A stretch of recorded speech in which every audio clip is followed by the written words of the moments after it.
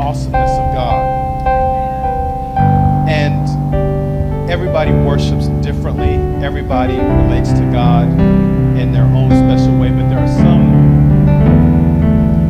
some responses that are just universal. And as I look at the words that are on the screen for both songs, and they both kind of share the same sentiment. And as we look at the prophet Isaiah, I believe it is, that went into the temple in the year that King Uzziah died, and he saw God. Now, see, the thing about that's so amazing, he was a prophet before that. So he should have had an understanding or a glimpse of God before that. But for some reason, he didn't see God as God.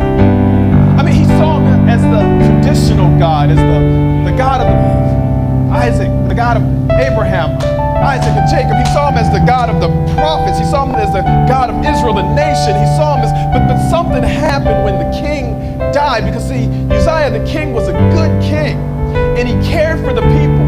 They didn't have any problems during his reign.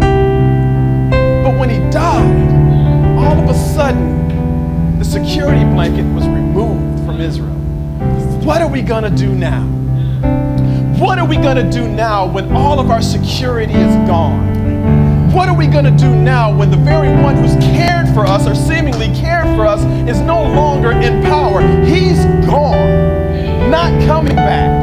What do you do in a situation like that? So he goes into the temple, and he's in the temple, and it doesn't really share what he's talking about or what he's praying, but all it shares is he's no doubt in there sharing his heart, and he's probably talking about his good friend, the king, who's now gone, the security that's now gone. We don't know what's going to happen next. And then he sees God as God. Then he sees God as God. But see, the thing about it is he doesn't even see God in that moment.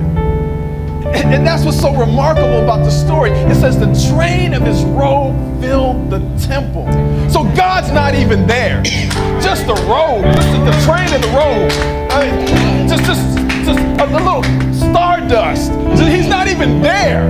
Just the train of his robe, just kind of filled the temple. Yes, he's an amazing God. That just the remnant of his presence is there, and that's enough to overwhelm the prophet till he falls into his knees, and he says, he humbly proclaims that you're an amazing God. He says, I am nothing, my people are nothing. Who am I? Because you're an amazing God. I finally see Uzziah is nothing in comparison. Mom, dad, nothing in comparison. My mentors, nothing in comparison. The people I look up to, nothing in comparison. My finances, nothing in comparison. You're an amazing God. He said, who's going to go for me? Who's going to tell people about how amazing I am? He's like, I'm unclean, I can't do it. And so then the angel came, and with a coal, he touched his lips. And his only response is no more about me. It's no more about Uzziah. It's no more about what I can do and what I can't do. All he says then is, send me, I'll go. I don't even know what to say, but all I can say is you're an amazing God. That's my only testimony. He's an amazing God. That's the only thing I can declare. Are you in a place where you're not looking to your right or to your left? You're just looking at God. You're saying, as messed up as I am, for some reason you want to use me. And if you want to use me, send me. I'll go. And I'll tell people how amazing.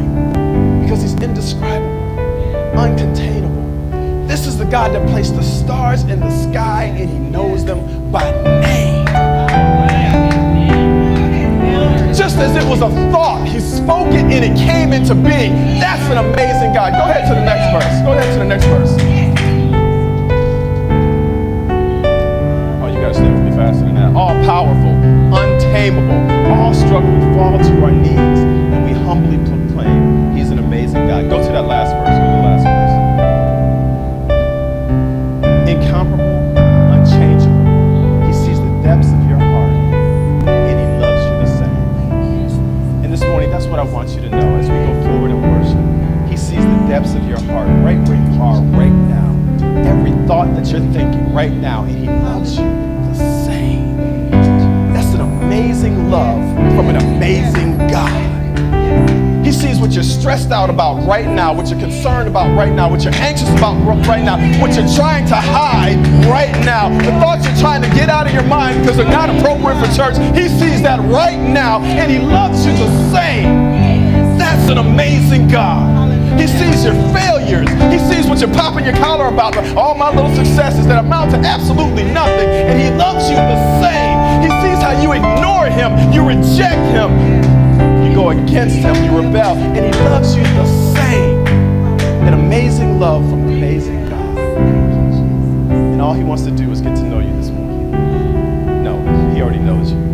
He just wants you to get to know him. He just wants you to open up your heart and your mind to receive him this morning as we go forward in worship.